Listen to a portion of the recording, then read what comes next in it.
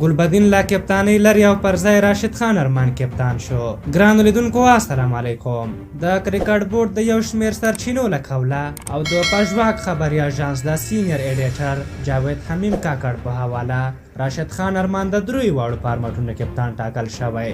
ګلبدین نایب د یو ورځنیو او رحمت شاه زرمتی د ټیسټ لوبه له کپتانۍ لرې شوي دي.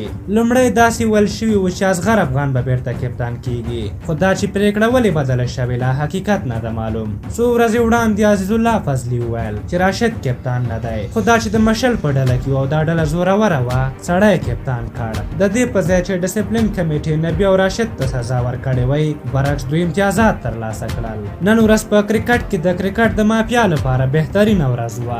د کرکټ بورډ نوی اجرایي رئیس لطف الله ستانکزی وټاکل شو چې د مشل لویه چمچه ده. راشد خان هم کپتان وټاکل شو. د عاطف مشل او شفیق ستانکزي دوسیې هم وتړل شوې او دا کار یې څومره په اسانۍ سره وکړ. د کپتان مخالفت یې وکړ، قصدنې ښه لوبه ونه کړه چې له امله یې افغانستان 9 واړه لوبې وبایللې او د خپل کلونو ملګرو او میلیونونو افغانانو سره یې خیانت وکړ. په بدل کې اتلان هم دوی شول، امتیازات هم دوی واخیستل او په کرکټ کې واک هم د دوی شو.